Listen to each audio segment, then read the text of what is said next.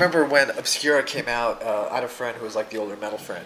He was like, this is the band that you need to listen to now. You know what I mean? It's like, okay. I was like 18 years old, 19 years old. 98, yeah. So I would have been 19 when Obscura came out. And he was like, get the new Gorguts album. It's super technical. Just get it. I was like, okay. And I listened to it. I was like, wait, this is death metal. It's slow. Yeah. And it, you know, like the weird, like discordant parts. And it sounded like it was recorded backwards. And Yeah. it was just like, and it was an album like almost because of this guy who I respected so much.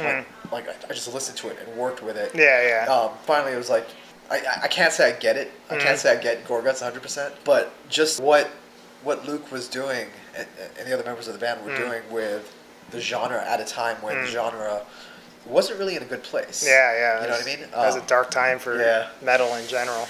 Yeah. And it's, you know, like you just said, everything goes in cycles. And it does seem like we're coming out of this this old school revival where a lot of stuff is like, it has to sound like 1986. Yeah. You know, it has to sound like Ultras of Madness, otherwise it's not real death metal. And we're getting a few bands that are sort of poking their heads, you know, either coming out of the revival or reacting to it, that are going against the grain a little bit. So one album that comes to mind is the Morbus Crohn album, which is like a Pink Floyd death metal album. Yeah, I've heard people talking about that. I'm not super familiar with the record yet, but I listened to like some of it. I listened to on YouTube or something. And what impresses me most about Colored Sands is that the elements are, for the most part, recognizably death metal elements. There's the blast beats, there's the trembling guitars, there's Luke's vocals. Whereas with a lot of the other, I don't know if you want to call it progressive, but a lot of the other like stranger albums that are coming from former death metal bands or former like thrash metal bands, it's like they're injecting outside elements into the sound to the point where it's not necessarily death metal anymore, except for the vocals. Yeah. Is that a conscious? Is that something that's on your minds when you're doing this? Like, is there a point you won't go because like, oh, this isn't Gorguts anymore, or this isn't death metal anymore? I don't think so. I mean, ultimately, that's like, yeah, I'm curious to see where the band goes next, you know? I mean, the plan is to actually do one sort of mega epic song, like an EP next, you know? And Luke and Patrice, being that they actually live close to each other now, have actually gotten together already, and I think have like 5 or 6 minutes of music started, which I heard a little bit of, and I'm really excited to start working on. But we have so much touring coming up that I don't think we'll actually really be able to get working on that till the end of the year. But anyway, no, I think you know, Luke definitely always likes to try something new every time, but still retain those elements that make it death metal. I don't think the band, you know, I mean, I don't know for sure, but for me personally, I don't think the band will ever totally abandon its death metalness. You know, it's definitely gonna keep moving forward into other new sounds and stuff, you know. I don't know what that would be yet. But that's kind of the exciting thing, even for me as being a member of the band. I'm excited, and I also don't know where it's going to go next, you know, either. Yeah. You said that even from the early days of the reunion or the return of Gorguts, there's already new material being worked on and new material on the table. Was there always a plan that we're going to put out a new album? When Luke first reformed the band? Oh, yeah, definitely. I don't think Luke had too much interest in just nostalgia of it or something. They just go out and play the old stuff because, I mean, that's kind of what we were. I mean, even back in 2010 when we did some of those shows, we were playing actually 3 songs on that tour that ended up on Colored Sands, but we were playing them primarily instrumentally. They were still super new at the time, but even back then, Luke didn't want to wait to showcase his music to the audience that we were beginning to work on. So yeah, right from the start, you know, the goal was to, I mean, why not just try to get the old guys back together if all you were going to do was play old stuff, you know? So that was one of the main reasons Luke wanted to pick new people, and people that he had never even met for the most part, you know? I mean, him and John had met, but for the most part, he was picking brand new people that he admired what they had done, you know, previously, and yeah, the goal was to write, let's see what we can come up with new, you know, what kind of new stuff can we make together, yeah. What was your reaction when you heard the new songs? You mean when he would send me new songs? Yeah, like I said earlier, I mean, I was excited right away. Even when I was just hearing a click track and a single guitar, you know, his guitar and a click track. That's what he would send us, you know, to start with. Yeah, even right away, I'd be like, cool, you know, excited right away. I would start working on something. Right, I'd usually have my guitar near me when I would hear it for the first time, you know, and right away I'd pick up my guitar and be like, all right, what can I put? I'm already hearing stuff that I can put over this. You know what I mean? So very exciting. Was there an attempt, or maybe did you feel pressure's not the word I want to look for. I want to use, but expectations. An expectation, yeah, maybe that there's Gorguts has a style, and you have the style. Yeah. Try to find a common ground between the two. Well, it's not something we were that concerned with, but I can't deny that like it never weighed on us at all. But I was conscious of the fact that. Especially when the lineup was, when it was announced the band was coming back, and then here's the new people involved.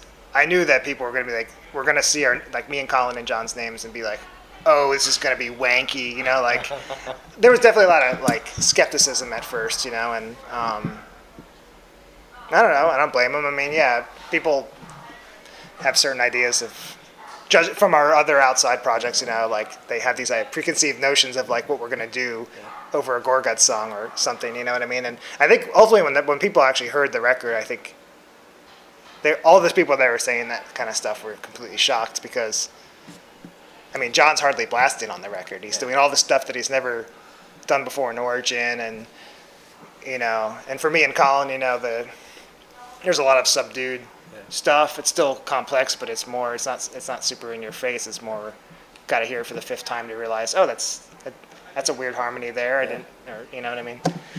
There's some stuff that was Dysrhythmia asked about. Like I don't know how to describe it, but kind of the some of the harmonics that you hit. Yeah, I mean, there's, you know, I can't. Well, first of all, Luke, you know, and Steve Hurdle, even though he wasn't awesome. What I'm saying is, like, I was very influenced by the Obscura record, and so it kind of makes sense that on one hand, I like to think that I've also developed my own style and way of playing, but I think that's why I work well with Luke, is because he was an influence, but at the same time, you know, it's kind of one of these funny things where he also got very into my music as well, and nowadays when we write together, it's almost like we're influencing each other, and that's really cool because that means we can write some really coherent music together. You know what I mean? Yeah, there are certain things that I just kind of tend to do a lot in my, like for instance, like you mentioned harmonics. I tend to always, a lot of times when I want to write a melody line or something, rather than just playing like fretting notes and playing a melody just by fretting notes, I usually like, I don't know, I've always liked the ethereal, mystic sort of sound of harmonics. You know, so sometimes that's also why I play in a lot of alternate tunings too, is to get these strange harmonics that maybe you couldn't get in a standard tuning. It just has a haunting sound to it, so that's why I tend to like to use harmonics a lot.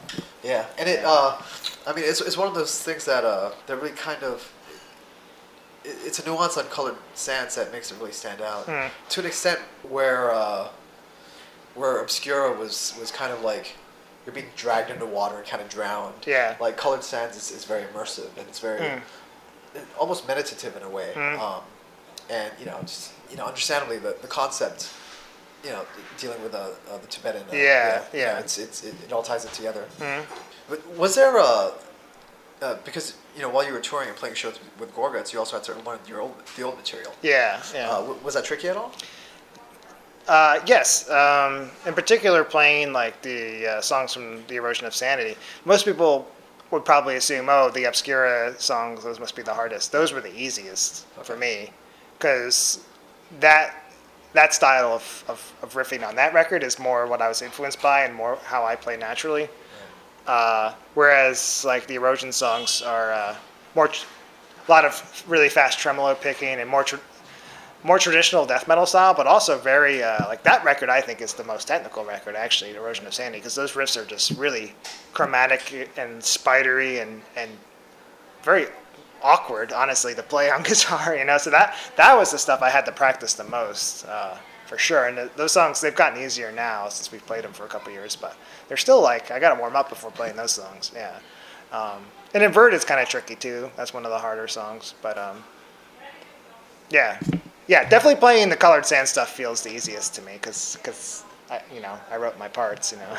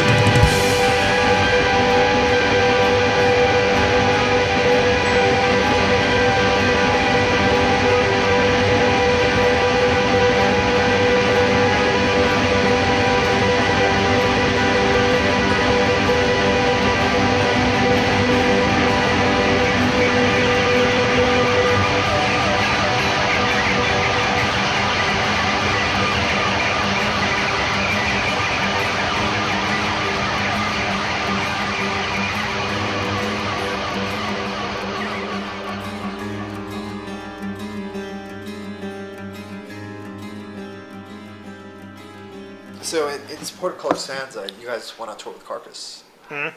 What was that like? It was great. The shows were really great. Very appreciative crowds. The tour was interesting because it was a mixture of, it was 4 bands, and it was a mixture of 2 kind of old school bands, us and Carcass. Then Black Dahlia is, I wouldn't say they're a new band anymore, but probably compared to Carcass and Gorguts, people still saw them as like a newish band. And then Noisem, who are a super brand new band. They were still teenagers, so it's kind of an interesting mixture, and the crowds kind of reflected that too. And that's what was cool about the tour is there's a lot of people from back in the day, and then there was a lot of really young people too, Yeah.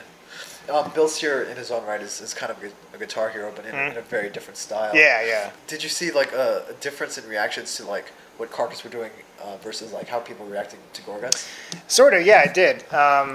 One thing that kind of surprised maybe all of us a little bit was on that tour when we were playing, the audience was for the most part pretty still. And at first we were like, are they bored? Because the Carcass would go on and people would move a lot more, But their songs are a bit, they're catchier in a way, and there's more parts where here's the riff, here's the, yeah. But we started to realize pretty quickly that people aren't bored. It's a different experience, And that's kind of what was cool about that tour is like the way it was sequenced, it was like kept the night moving because every band was so different, and the audience also reacted so differently to every band. But I would say when we played, the audience was the most still. But they weren't bored. It was just a different way of absorbing the music and taking it in. Yeah. I think, like you said, Gorguts fans tend to be a little bit nerdy. So, I think a Gorguts fan would be a listener.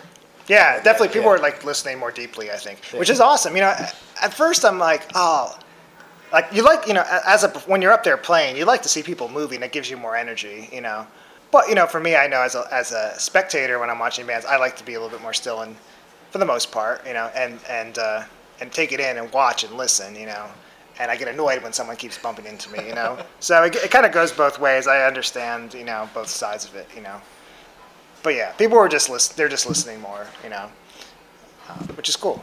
I need to phrase this carefully because one of the things that I kind of rail about on my blog is a somewhat conservative mindset that's been becoming more and more prominent in metal. Let's say like the last 5-10 years, conservative musically, in which old school death metal, old school thrash has become very, very popular. And there's almost this mindset of like, well, if you're not doing Scream Bloody Gore or like Old Master or Ultras of Madness, like that's not really death metal. Have you been running into that mindset at all, or? No, not really. Maybe it's just because people don't want to say that to our faces. But even, I don't know. It's not like I look online all the time, but from whatever I've seen online, I don't really see. There's always a few people that totally hate the new record for sure. I saw some negative reviews of it, but that's to be expected. There wasn't as much as I thought there would be. That's for sure. Did you think that the record would be taken negatively? I didn't. We were super happy with it when it was done. We were proud of it. We liked it. I didn't think everyone was going to hate it. I certainly didn't think that. It kind of went both ways. It was actually way more positively received and it covered way more in the press than I ever thought it would be, or noticed, recognized, whatever word you want to use. That was the biggest surprise to me about the record. And also the negative feedback was, that was also less than I expected. And there was some, but from what people told me or what I've seen, it wasn't as much as I thought it would be. And the only reason why I ever thought people would react negatively to it would be those people that wanted something more old school. But also on the other hand, I think there's some people out there too that also were disappointed that it wasn't crazier and more technical and more dissonant. Because I think there was definitely that segment of people out there that I think thought, oh, it's going to be like Obscura times 10 with these guys involved now. They're just going to make it totally wacky, And that Obscura's already been done, and to me that record can't be topped for what it is. So we weren't going to even attempt to do that again. And it's not what we're interested in. But I am kind of excited for the next thing. I do kind of want to make that a little bit darker and weirder than Colored Sands. Even more dark than Colored Sands. That's kind of where I want to go. However that's manifested in music, whether that means more death metal, more blast beats or not. It's still I think it's gonna be more twisted and comfortable and stuff. Yeah. Fuck yeah, twisted, dark. That's the way to go.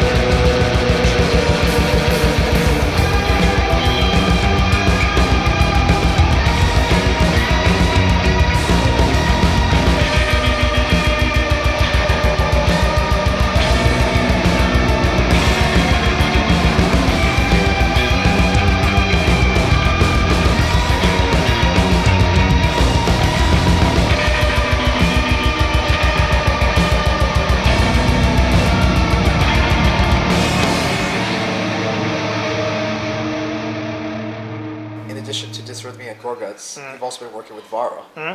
How did that come about?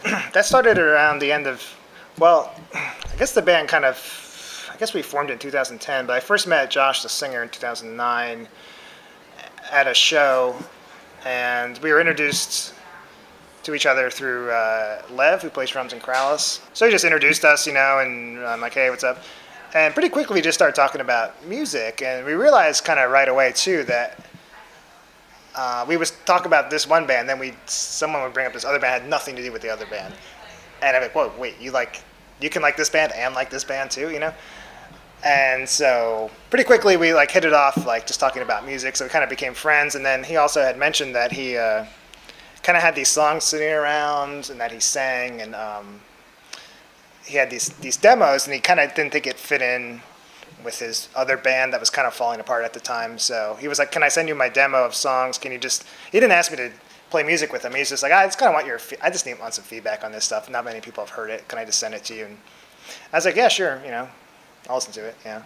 So he sent it to me, but then I think around that time too, he also mentioned I might want you to play guitar on this if you like it. You know what I mean?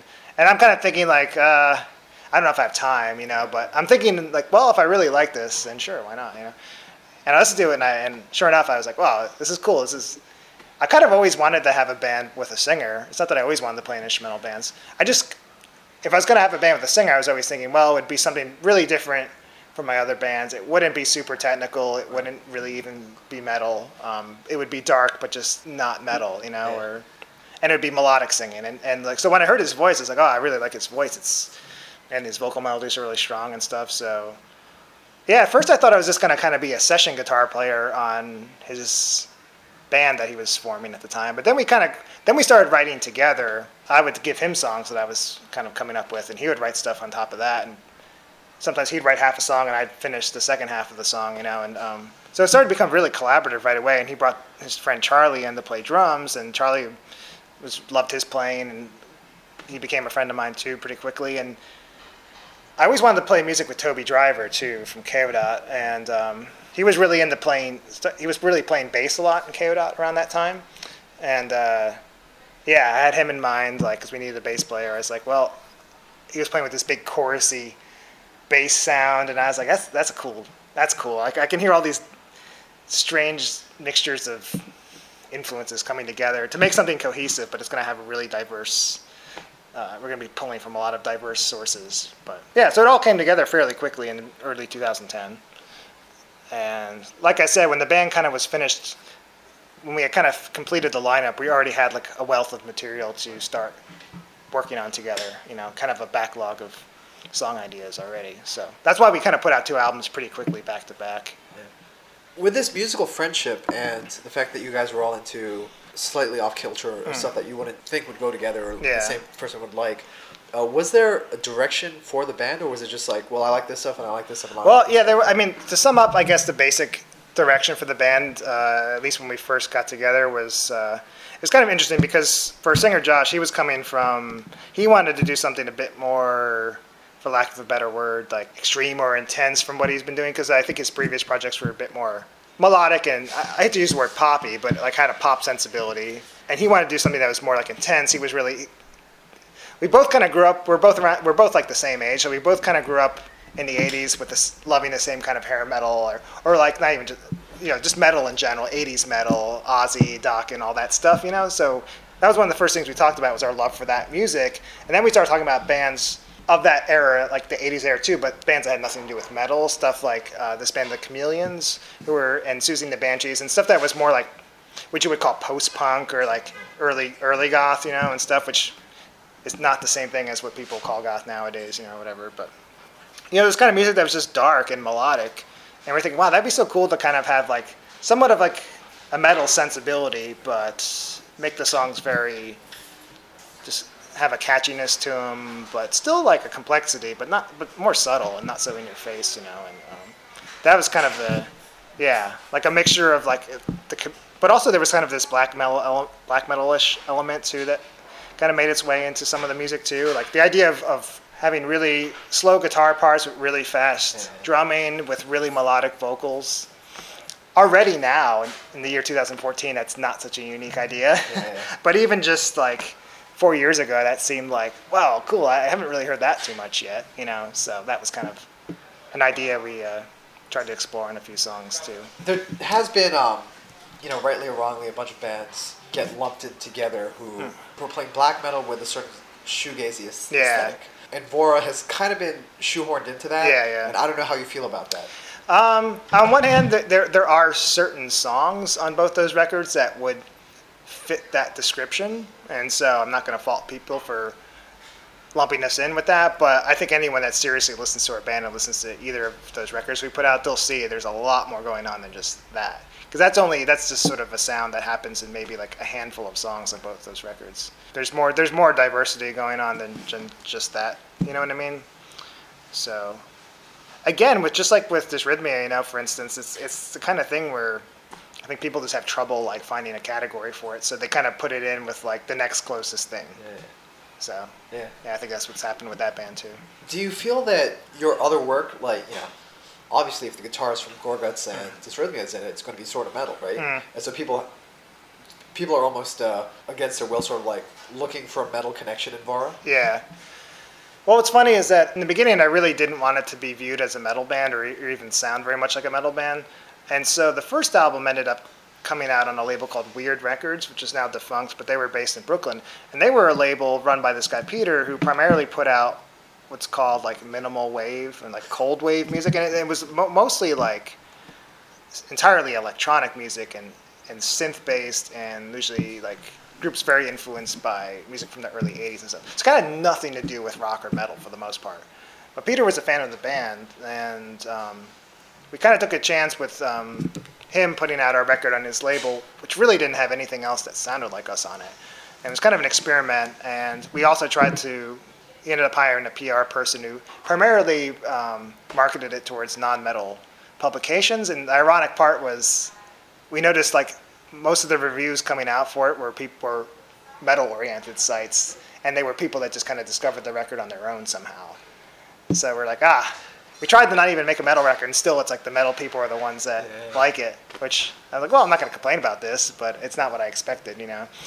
So then when it came time to make the second record, Weird Records, who I love as a label, and I love Peter too, who runs the label, he was already deciding to kind of stop the label, so there was no way it was going to come out on that label anyway for the second record. So then it was awesome. We didn't even have to ask. I was already working with Chris Bruni at Profound Lore for Dysrhythmia, and he had heard the first Vaura record right around the time we were thinking, like, let's make a second record. And he sent me an email, and he's like, what's up with Vaura? What are you guys doing, you know?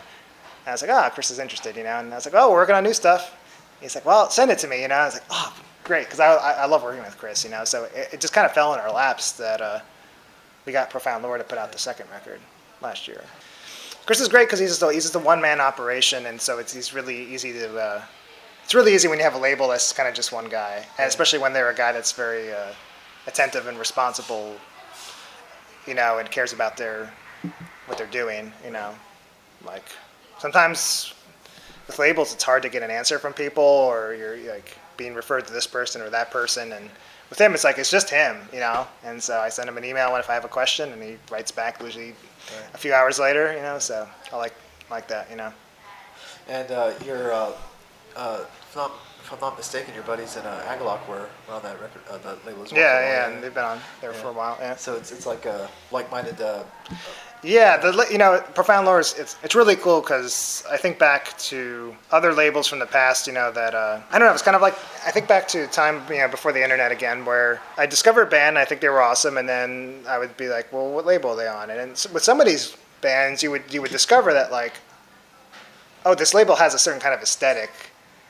And they're also kind of picky about what they put out. So if I really like this band and this label, then maybe I'm going to like all these other bands in this label too, more or less. So yeah, I would kind of become fans of labels, you know, when I was younger too, and just kind of that would just make me curious. And I feel like Profound Lore is one of those labels, you know, where he's got good taste, you know, and he puts out interesting stuff, but it's still diverse, you know. It's not like he only puts out doom death records, you know. Like, I mean, I was actually pretty surprised he wanted to put out Dysrhythmia and Vaura, because to me both those bands are kind of a bit straying maybe from what he's most known for with his label, you know. But that's what's awesome about his label is he takes chances too, you know, and he likes what he likes.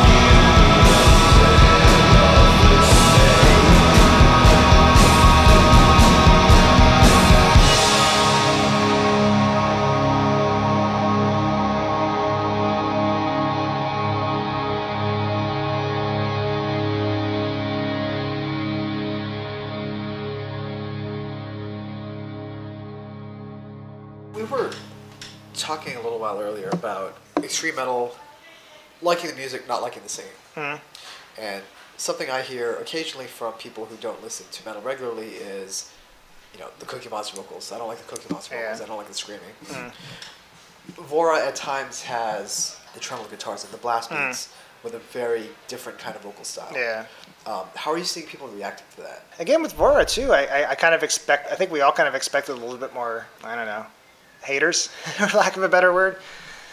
And I haven't really seen too much of that. I know, and I don't care. I mean, really, ultimately, as an artist, you want people to react strongly to your music, whether they love it or hate it. Getting any kind of strong reaction is good, But yeah, once again, it's kind of funny. It's like the people, I don't know. Then it kind of goes the other way. It's like there's people that, for instance, when the first Vaura record came out, I remember there were some people that really liked our singer, liked his voice a lot, but didn't like the blast beats going on in the song. And so then you had the opposite thing, where you had the non-metal fans that liked elements of the band, and they disliked the more metal elements, So it kind of goes both ways. So that's why, with a band like that, it's like you're kind of damned both ways. You know what I mean? Because you're falling between the cracks, and I feel like every band I'm in all falls between the cracks. And the ironic thing about Vaura is I thought, okay, I'll have this band that won't. I didn't picture it at first being a band that fell in the cracks, but it does, what I mean, still, but that's usually where the most interesting music's being made anyway, and that's a lot of my favorite bands are bands that are kind of hard to really just kind of say they're this or that, Is there a part of you that likes being niche, though?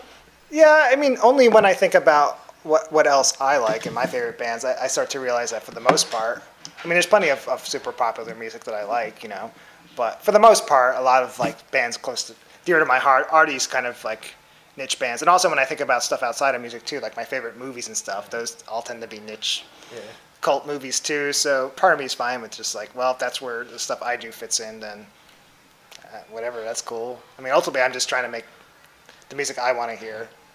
So yeah.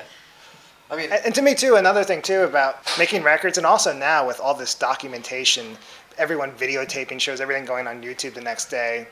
What's interesting about that is that, that's just going to kind of be around forever, you know what I mean? And it's like if people don't discover it now, then whatever, maybe they'll discover it 10 or 20 years later. Whenever they hear it, I don't worry too much about it. I mean, not to be snobby about it, but with Dysrhythmia and Gorguts and Vaura as well, you are appealing to maybe a much more discerning kind of fan. As opposed to the guy who just buys anything that's black metal. Yeah. Or I just like slam death metal bands. Give me all the slam death metal bands I can handle. You know what I mean? Yeah. So with 3 bands going on, what is 2014 looking like for you? What's your future? This year's the calendar's pretty packed already, and it's pretty much all touring. Right now we have 3 different Gorguts tours booked to the end of the year, so that'll kind of be occupying a lot of my time. It's all overseas stuff too, which is exciting. I'm getting to go to some new places this year, like Japan and Australia and New Zealand, and so that's going to be awesome. I mean, to me, that's the best thing about touring, besides just being able to play music, is to travel and see some new places, experience new cultures and things I would never have the money or probably the time to do if I was just working a 9-to-5 and had a regular job or whatever. Yeah. Have you gotten any offers to play Southeast Asia? People ask us to come there, but we haven't been able to yet. But we're always up for playing anywhere as long as we can. Usually, it's always a matter of getting the flights covered. Yeah.